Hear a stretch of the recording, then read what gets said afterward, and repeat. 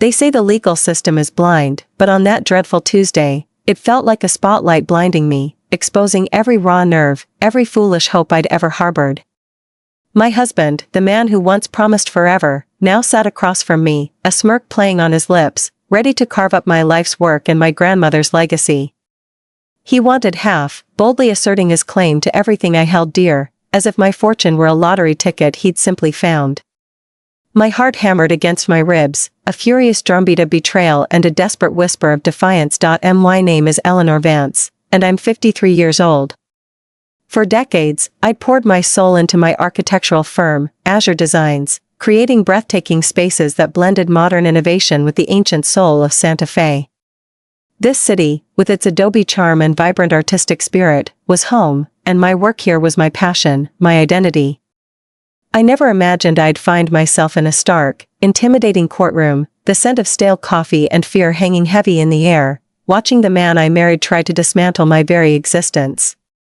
Julian Thorne, my husband of 6 tumultuous years, sat beside his lawyer, Mr. Blackwood, a picture of polished entitlement in a suit I was certain I had paid for. His blonde hair, once so alluringly swept back, now seemed to gleam with a predatory sheen, reflecting the cold, calculating greed in his eyes. "Your Honor," Mr. Blackwood began, his voice smooth and confident, "my client, Mr. Julian Thorne, is undeniably entitled to 50% of all marital assets, including the substantial inheritance Mrs. Vance received during their marriage. This is a clear-cut case of marital property division under New Mexico law." His briefcase, overflowing with documents, seemed to bulge with the weight of Julian's avarice, each page detailing how he intended to strip me bare. I saw the courtroom spectators, a mix of curious strangers and a few familiar faces, lean forward, their eyes wide with a morbid fascination.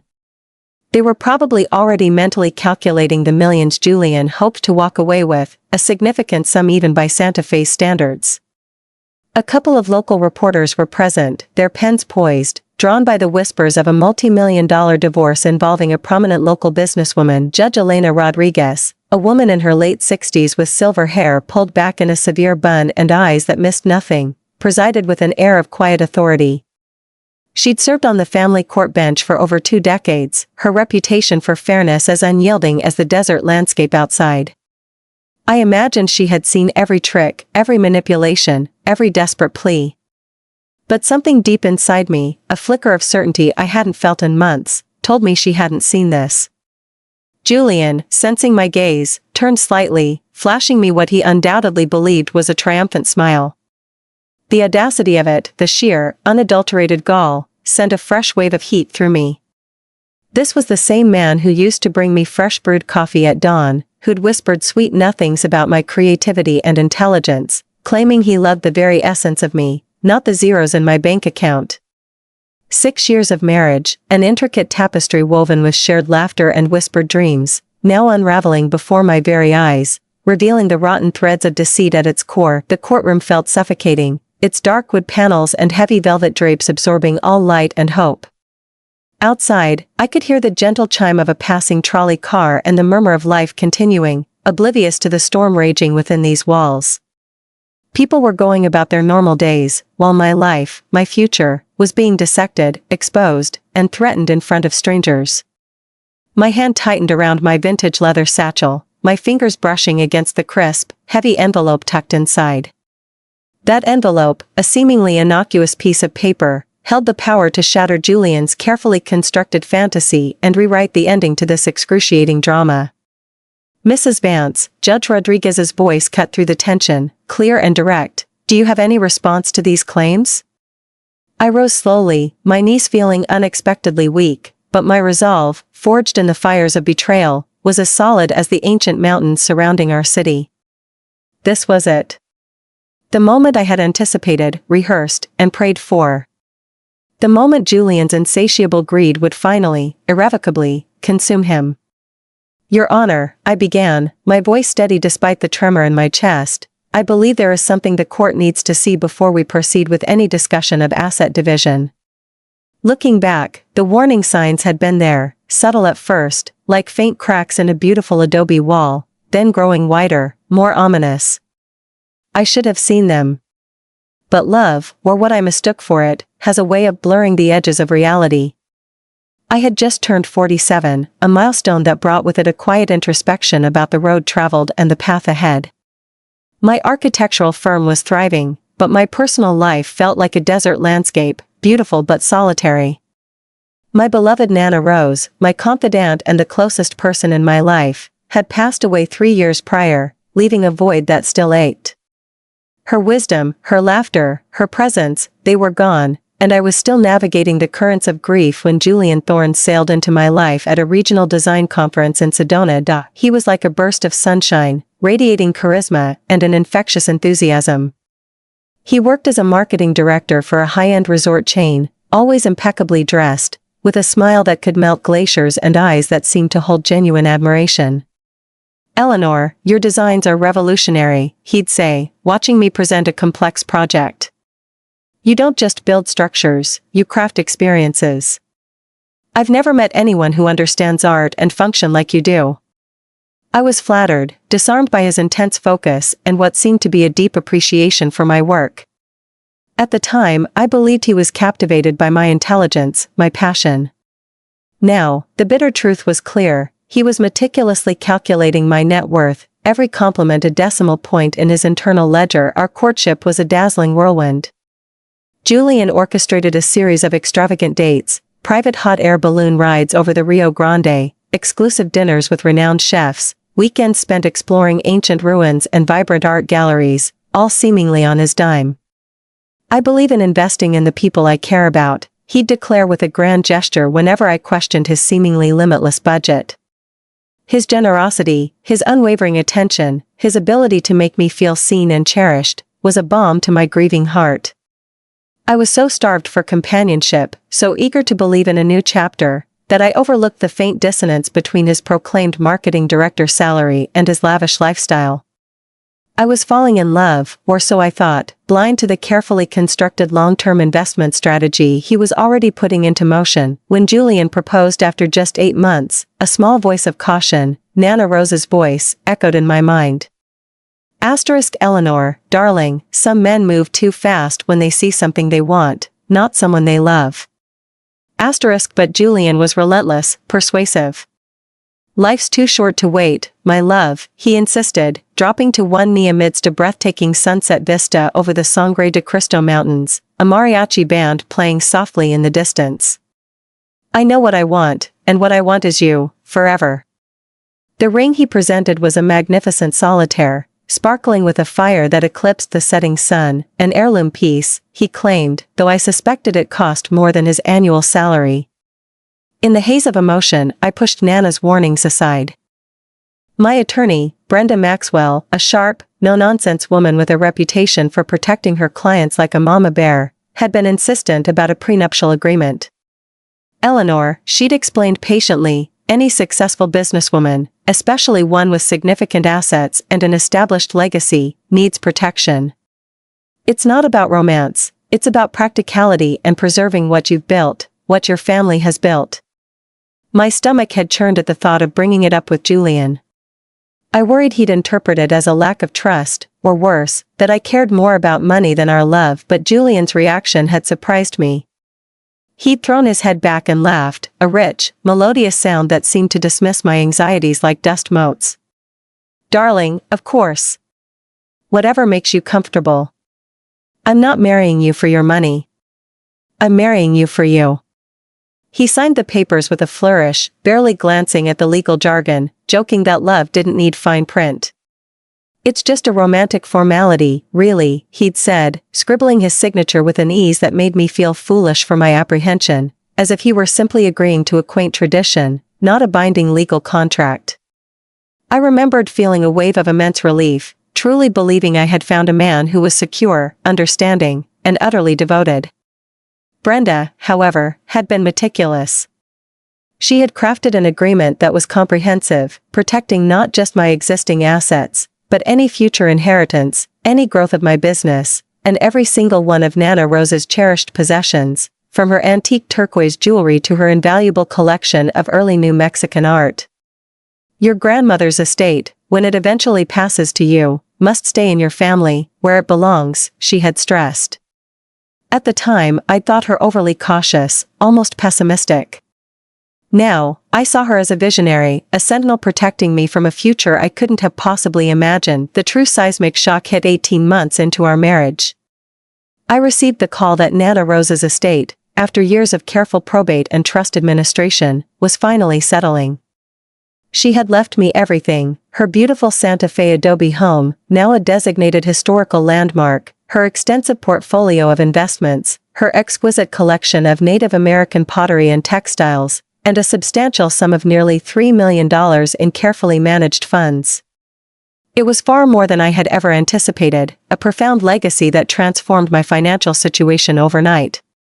Julian's reaction to the news had been a critical, though missed, clue.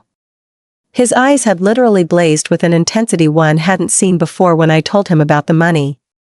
$3 million, he'd repeated, his voice hushed with awe, as if he couldn't quite grasp the magnitude. Eleanor, my darling, we're rich. The possessive pronoun, we're, should have been my first, blinding warning sign. From that moment, Julian's carefully maintained facade began to crack, slowly at first, then rapidly. Within 6 months, he'd quit his job at the resort, claiming he wanted to explore new entrepreneurial opportunities and be more available to support my success. What he actually did was embark on a profligate spending spree with my money, treating it as if it were his own personal allowance. He bought a sleek, high-end sports car, justifying it as essential for networking with high-net-worth clients. He invested a significant sum, nearly $50,000, in a friend's ill-conceived art gallery venture without a single consultation with me, a venture that predictably imploded within a year.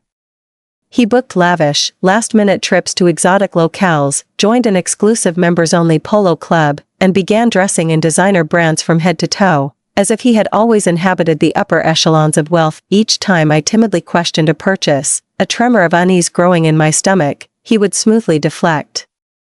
Eleanor, darling, we're partners. Couples trust each other with financial decisions. Don't you trust me?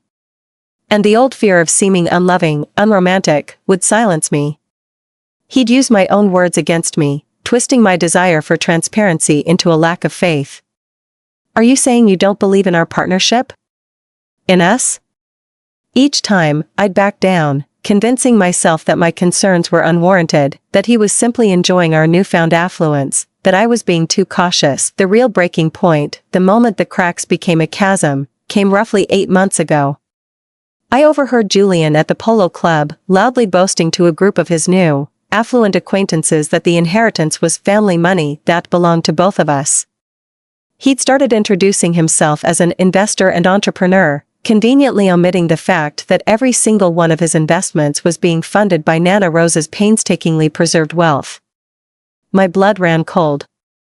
The outright lie, the casual appropriation of my legacy, was a physical blow. When I confronted him that evening, the carefully curated charm finally evaporated, revealing the ugly truth beneath. Julian became immediately defensive, then shockingly cruel. You act like it's some big secret that I married up, Eleanor, he snarled, his eyes flashing with a venomous anger. Everyone knows you needed someone like me to enjoy life. Before we met, you were just a lonely workaholic, obsessed with blueprints, with no social life, no joy. His words, laced with such brutal honesty, cut me to the core because there was a grain of truth in them. I had been lonely. I had been consumed by my work, and Julian, in his initial guise, had brought a vibrant, exciting companionship into my life. But now I saw it for what it was, a calculated gambit, a long-term play where he had positioned himself as my savior while systematically planning to claim everything I had inherited. The final, undeniable straw arrived a few weeks later. I stumbled upon a series of emails between Julian and Mr. Blackwood, his attorney, discussing divorce strategy. They had been planning this for months, meticulously timing it to maximize his potential settlement, researching New Mexico's divorce laws, looking for every loophole, every angle to argue that his emotional support and lifestyle contributions entitled him to a massive share of my assets. The emails detailed their confidence, their certainty that I, a woman who had waved off a prenup as a romantic formality, would be an easy target. That's when the numbness finally gave way to a cold, burning rage. That's when I finally contacted Brenda Maxwell again, my hands shaking but my resolve iron hard, and filed for divorce myself. I refused to let Julian control the narrative, the timeline, or the outcome. If he wanted a fight over Nana Rose's legacy, I would give him one, but it wouldn't be the battle he expected, and now, here I stood in this courtroom, the weight of 6 years of deceit pressing down on me, but also a fierce, unyielding determination. I was ready to show Julian Thorne, and everyone else watching, exactly what his insatiable greed had truly earned him. I reached into my satchel, my fingers closing around the manila envelope Brenda had prepared for this very moment. The courtroom fell utterly silent, the only sounds the soft rustle of paper and the distant, almost imperceptible hum of the ancient air conditioning system. Julian's confident smirk, which had seemed so permanently etched on his face, faltered, replaced by a flicker of confusion, then outright apprehension, as he watched me walk toward the judge's bench. "Your Honor," I stated, my voice clear and unwavering, cutting through the heavy silence like a sharp blade. "I believe the court needs to review this document before proceeding with any asset division discussions." Judge Rodriguez extended her hand, her expression neutral but her gaze sharp, and accepted the envelope. "What is the nature of this document, Mrs. Vance?" she inquired, her voice even. "It is a prenuptial agreement, Your Honor," I replied, meeting her gaze directly. "One that my husband signed before our marriage 6 years ago." The change in the courtroom atmosphere was immediate, palpable, and electric. Julian's attorney, Mr. Blackwood, a man who had been radiating smug confidence moments before, shot up from his chair as if he'd received a painful electric shock. "Your Honor, we were not made aware of any prenuptial agreement. This is highly irregular. This is an ambush." Judge Rodriguez's gaze, previously neutral, now held a steely glint. "Sit down, Mr. Blackwood," she commanded, her voice cutting through his protest. She slowly, deliberately, broke the seal on the envelope, her movements drawing every eye in the room. I returned to my seat beside Brenda Maxwell, keeping my eyes fixed on Julian. His face, in the span of perhaps 30 seconds, had cycled through confusion, disbelief, and finally, outright panic. He was whispering frantically to Mr. Blackwood, gesturing wildly toward the judge's bench. I could make out fragments of his urgent, agitated words. "She never mentioned, how is this possible?" Brenda, my rock throughout this ordeal, remained perfectly serene beside me. A small, knowing smile played on her lips. She had been preparing for this moment for months, ensuring every detail of our strategy was meticulously planned and absolutely foolproof. "Just watch," she whispered, a quiet triumph in her tone. Judge Rodriguez was a thorough, unhurried reader. She took her time with each page of the agreement, her brow furrowed in concentration. The document, as Brenda had ensured 6 years ago, was extraordinarily comprehensive. It painstakingly outlined exactly which assets were protected, which debts would remain separate, and, most crucially, how any future inheritance would be handled. After several minutes of careful, deliberate review, Judge Rodriguez finally looked up. "This appears to be a properly executed prenuptial agreement," she announced, her voice resonating with quiet authority.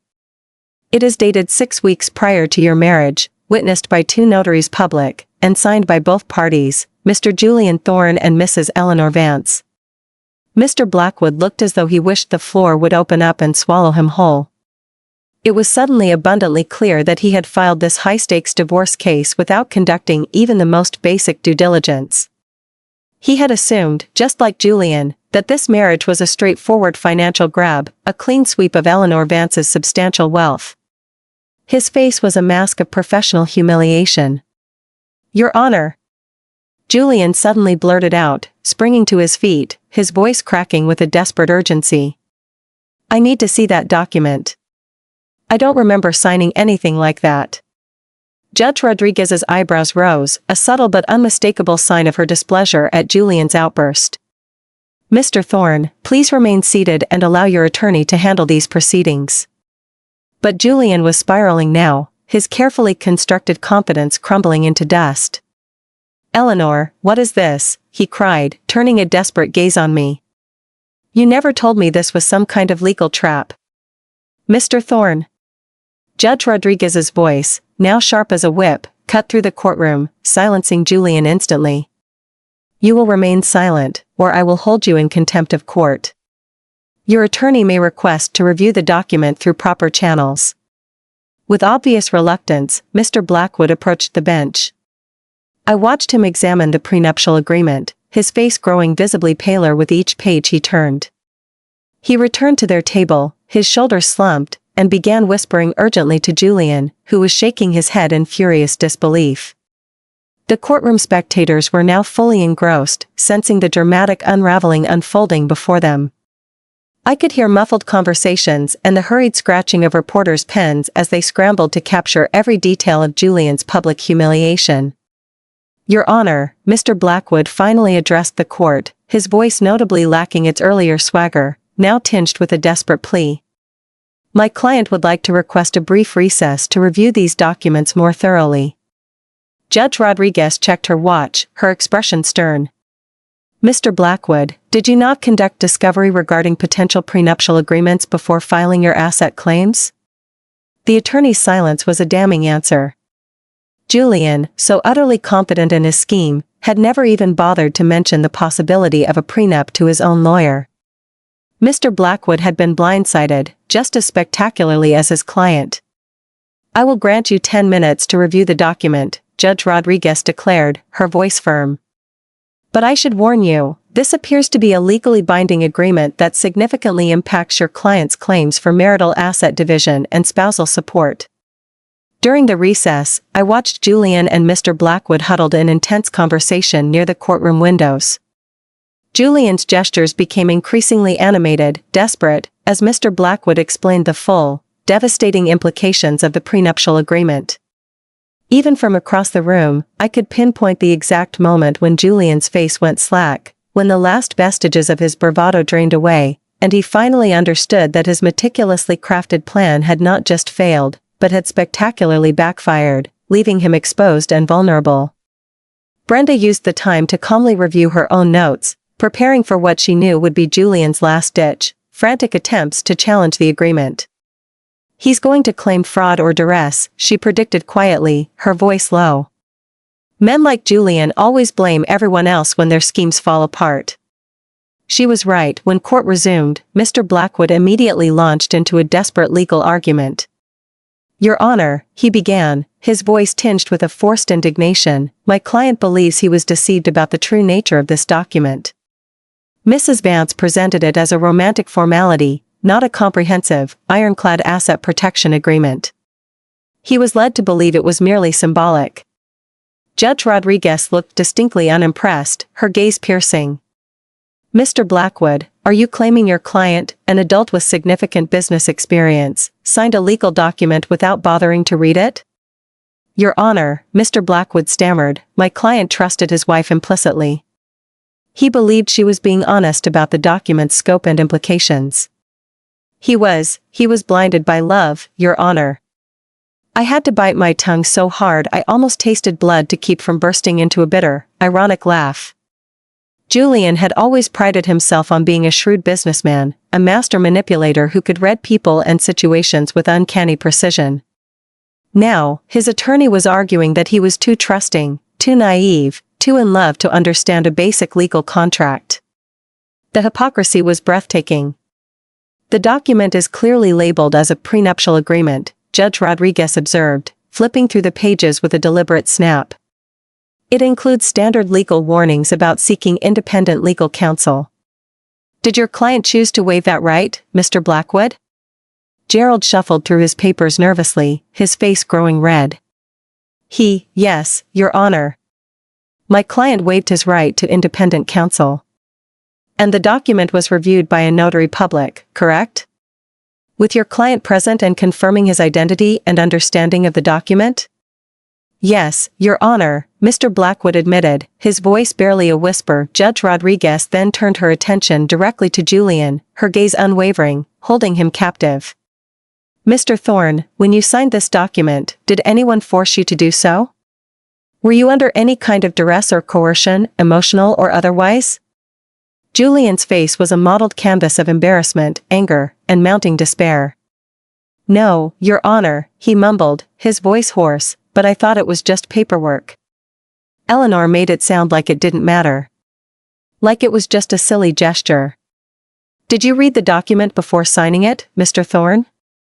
The question hung in the air, sharp and heavy, like a guillotine blade suspended by a single thread. Julian looked around the courtroom frantically, his eyes darting from face to face, as if searching for an escape route, a sympathetic ally, an emergency exit from his self-inflicted predicament. The silence stretched, becoming so profound it was almost deafening, uncomfortable for everyone present. Mr. Thorne, Judge Rodriguez's voice, though quiet, was infused with an unshakable authority. "I asked you a direct question. Did you read the document?" I skimmed it," Julian finally admitted, his voice barely audible, laced with a pathetic whine. "But Eleanor said it was just a formality. A romantic gesture."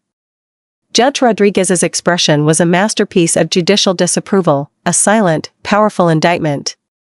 "Mr. Thorne, you signed a legally binding document without fully reading it, after explicitly waiving your right to independent legal counsel.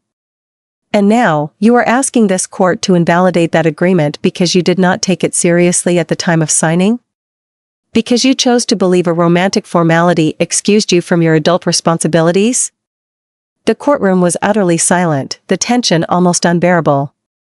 Even the reporters had stopped writing, their pens frozen mid-air, mesmerized by the absolute and crushing public humiliation of Julian Thorne. I felt a surge of grim satisfaction, a cold but undeniable sense of vindication, watching him squirm under the judge's unyielding scrutiny. "Your Honor," Mr. Blackwood made one final, desperate attempt. "Perhaps we could argue that the agreement is unconscionable, given the vast disparity in..." "Mr. Blackwood," Judge Rodriguez interrupted, her voice firm, "have you reviewed the financial disclosures included with this prenuptial agreement?" Mr. Blackwood frantically flipped through the thick document again, clearly searching for something, anything, he had missed. There are extensive financial disclosures here, Your Honor," he conceded, his voice defeated. "Indeed, there are," Judge Rodriguez confirmed, her gaze hardening. Mrs. Vance provided complete, detailed documentation of her assets, income, and expected inheritance from her grandmother's estate. Your client, Mr. Thorne, signed multiple acknowledgments confirming he reviewed and understood all financial information presented. This is, in fact, one of the most thorough and transparent prenuptial agreements I have seen in my 23 years on the bench. Julian looked as though he was about to be violently ill.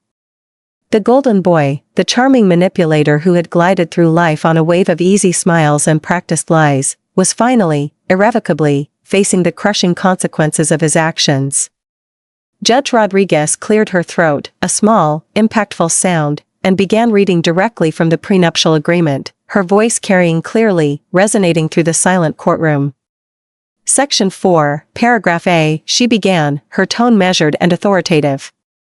"All assets owned by either party prior to marriage shall remain the separate, sole, and exclusive property of that party, free from any claim by the other party upon divorce or separation." She paused, allowing the words to sink in, then continued. Section 4, Paragraph B, any inheritance, bequest, or devise received by either party during the marriage shall be considered separate property and shall not be subject to division upon divorce, separation, or annulment, regardless of its value or the duration of the marriage. Julian's face went through a spectrum of colors, from a furious crimson to an ashen white, then a sickly green. He gripped the edge of the table so hard his knuckles turned bone white, looking like he might snap the solid oak in half. "That can't be legal," he muttered, loud enough for several people, including a few reporters, to hear. Section 6, Judge Rodriguez continued, her voice cutting through his protest. Addresses spousal support. Quote, "Neither party shall be entitled to alimony or spousal support from the other, regardless of the length of the marriage, the disparity in income, or any perceived contributions to the other party's career or emotional well-being." The judge looked up from the document, her gaze lingering on Julian. This section, Mr. Thorne, was specifically initialed by both parties and witnessed separately, confirming individual acknowledgement. Mr. Blackwood was frantically taking notes, his pen scratching furiously, no doubt desperately searching for any possible loophole, any technicality, any shred of hope. But Brenda had been too thorough 6 years ago. Every potential challenge, every conceivable angle, had been anticipated and meticulously addressed. There was no escape. Your Honor, I stood up, my voice calm but firm. If I may address the court. Proceed, Mrs. Vance, Judge Rodriguez granted. When I inherited my grandmother's estate 18 months ago, I immediately consulted with my attorney, Ms. Maxwell, about whether the inheritance was fully protected under the terms of our prenuptial agreement. We confirmed that it was, indeed, entirely covered under Section 4, Paragraph B. Furthermore, Your Honor, the entirety of that inheritance has been kept in separate, non-marital accounts and has never, under any circumstances, been commingled with any marital assets or joint funds. This was the final, decisive nail in Julian's coffin. Not only was the prenup ironclad, but I had been scrupulously careful, following Brenda's advice to the letter, ensuring the inheritance remained separate. There was absolutely no way for him to claim any portion of it. Judge Rodriguez nodded approvingly, a subtle flicker of respect in her eyes. Mrs. Vance, did you use any portion of your inheritance for marital expenses or joint purchases, even inadvertently? No, Your Honor, I confirmed. I maintained my regular income from Azure Designs for all household expenses and shared purchases. The inheritance has remained completely separate and untouched by our marital finances. Julian exploded. That's not true. She bought things for us. She paid for vacations. She said we were living like kings. Mr. Thorne. Judge Rodriguez's voice was ice cold, cutting through his outburst like a winter wind. You are out of order. Sit down immediately. But Julian was beyond reason now. His carefully constructed facade had completely crumbled, revealing the raw, ugly desperation beneath. This is insane. I've been with her for 6 years. I supported her emotionally. I gave up my career for her. You quit your job to spend my money, Julian, I stated quietly, unable to stop myself, the truth a bitter taste in my mouth. Mrs. Vance, Judge Rodriguez warned, but her tone was almost amused, a subtle hint of a smile playing at the corners of her lips. Mr. Blackwood was tugging frantically on Julian's jacket, trying desperately to get him to sit down and stop his catastrophic self-sabotage, but Julian was in full, unadulterated meltdown mode, his true, venal nature finally, horrifically, showing through. She trapped me. Julian shrieked, his voice raw with fury and self-pity. She made me think we were partners. She let me believe that money was ours. Mr. Thorne, Judge Rodriguez's voice rose, unwavering, if you cannot control yourself, I will have the bailiff remove you from my courtroom and you will face charges of contempt. The threat of being physically removed, of being dragged out in front of the entire courtroom, finally penetrated Julian's blinding rage. He sank heavily into his chair, his chest heaving with angry, frustrated breaths, but the damage was done. Everyone in that courtroom, from the spectators to the reporters to the stern-faced judge, had seen Julian Thorne for exactly who he was, a greedy, entitled man who had married me for my money and then had the audacity to act like a victim when his meticulously laid plan failed. Judge Rodriguez reviewed the final pages of the prenuptial agreement with deliberate, unhurried care. The tension in the room was palpable, a heavy blanket of anticipation as everyone waited for her ruling.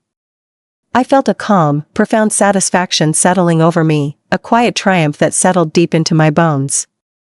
After months of Julian's manipulation, his lies, his emotional abuse, the truth was finally, irrevocably, coming to light. Based on my thorough review of this prenuptial agreement, Judge Rodriguez announced, her voice resonating with an undeniable finality, I am ready to render my decision on asset division and spousal support. She removed her reading glasses, placing them carefully on the bench, and looked directly at Julian with an expression that could have frozen the desert sun. Mr. Thorne, this prenuptial agreement is valid, comprehensive, and legally binding in the state of New Mexico. It clearly and unambiguously stipulates the separate nature of Mrs. Vance's premarital assets, her business holdings, and any inheritance received during the marriage.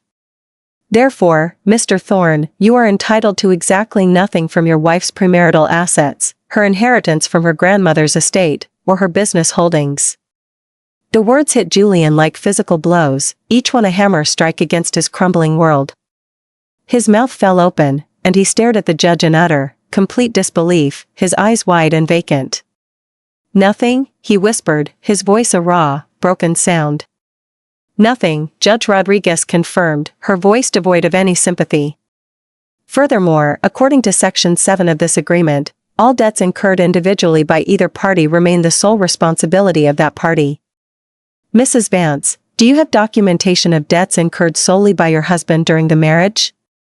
Brenda handed me a thick folder, which I passed to the bailiff. Yes, Your Honor, I replied, my voice steady. These include credit card debts, the outstanding loan on his sports car, the failed art gallery investment, and outstanding polo club fees, totaling approximately $97,000.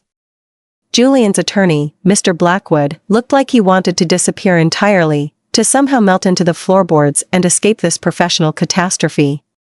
The case he had believed would net him a substantial fee had turned into a complete, utter disaster, a public shaming of epic proportions. Mr. Thorne, Judge Rodriguez continued, her voice clear and cutting, not only will you receive no assets from this marriage, but you remain personally responsible for $97,000 in debt that you accumulated during the marriage, debts which Mrs. Vance's attorney has thoroughly documented. The courtroom erupted in a wave of murmurs and whispers. I could hear someone behind me stifle a shocked gasp, then a quiet, almost triumphant laugh. Julian had gone from expecting millions to facing a crippling debt and imminent bankruptcy in the span of less than an hour. Your Honor, Julian's voice was barely audible, a pathetic whimper. This can't be right. 6 years of marriage has to count for something. Judge Rodriguez's smile, though slight, was razor-sharp, devoid of warmth. It does count for something, Mr. Thorne. It counts as an expensive, very public lesson in reading legal documents before signing them.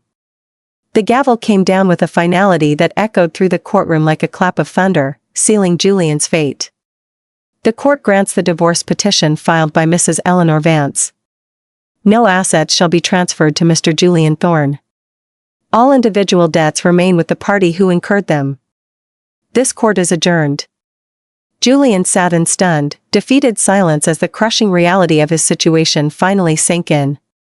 He had spent 6 years meticulously positioning himself for this very moment, carefully crafting his lies, his manipulations, only to discover that his entire, insidious plan had been doomed from the very day he casually signed that prenuptial agreement without bothering to read it.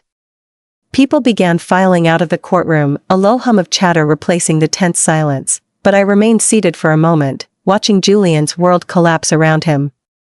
Mr. Blackwood was already packing his briefcase with frantic haste, clearly eager to escape this professional embarrassment. Several reporters, their faces alight with the thrill of a scandal, approached me for comment, but Brenda intercepted them with practiced efficiency. Judith! Julian called out, his voice hoarse, using my old name in his panic, as I finally stood to leave. We need to talk about this. This isn't over. I turned to face him one last time, my gaze steady, devoid of anger now, only a quiet, resolute pity. Julian, I said, my voice calm, it was over the moment you decided to marry me for my money instead of loving me for who I am. The prenuptial agreement didn't ruin your plan. Your greed did. His face crumpled, the full, devastating weight of his situation hitting him like a physical blow. No inheritance, no assets, and $97,000 of crushing debt that would follow him for years. The man who had charmed his way through life, who believed he could talk his way out of any situation, had finally met a reality that couldn't be sweet-talked, manipulated, or lied away. As I walked toward the courtroom doors with Brenda beside me, I felt lighter than I had in months, as if a monumental weight had been lifted from my shoulders. The nightmare was finally over, and Julian's true nature had been exposed for everyone to see. Justice, it turned out, sometimes came with its own exquisite, poetic irony. Julian's life unraveled completely in the months following our divorce. The $97,000 in debt, coupled with the immediate loss of his lavish lifestyle, forced him into bankruptcy within a year, utterly destroying his credit and making it impossible for him to secure even a modest apartment. His reputation in Santa Fe's close-knit business and social communities was irrevocably ruined when word spread like wildfire about how he had attempted to steal his wife's inheritance. He became a cautionary tale, a living testament to the dangers of marrying for money and the unyielding power of a well-crafted prenuptial agreement. The Polo Club revoked his membership when he couldn't pay his dues, his expensive sports car was repossessed, leaving him dependent on public transportation in a city where such things were rare. His dating life became non-existent, as women in our social circles, and beyond, learned of his gold-digging scheme, quietly warning each other about the charming predator who viewed marriage as nothing more than a strategic business transaction. He was ultimately forced to move in with his elderly, bewildered parents in an unassuming suburb of Albuquerque, taking an entry-level sales job, his grandiose dreams of living off Nana Rose's wealth replaced by the harsh, humbling reality of starting over at 50 with nothing but crushing debt and a thoroughly damaged reputation. I used a portion of my protected inheritance, Nana Rose's legacy, to establish the Rosewood Foundation, a non-profit organization that provides pro bono legal assistance to women seeking prenuptial agreements and divorce representation, ensuring that other women would not fall victim to financial predators like Julian. Looking back on my journey, from a trusting, vulnerable wife to an empowered, resilient woman, I realized that Nana Rose's quiet wisdom, her gentle warnings about protecting family wealth, had saved me from more than just financial ruin. It had saved me from a lifetime of being used, of being diminished by someone who saw my love, my success, my very essence, as nothing more than a pathway to easy money. It had taught me the invaluable lesson that true love isn't about what someone can take from you, but what they inspire you to become, the strength they help you discover within yourself. Have you ever faced a moment where you had to stand up for yourself, for your legacy, against someone who tried to take everything? Share your story in the comments below, because your strength, your resilience, can be a beacon for others navigating their own storms. Don't forget to hit that subscribe button and ring the notification bell so you don't miss future stories of triumph, healing, and undeniable justice. Together, we can build a community where every woman knows her worth and is empowered to protect it.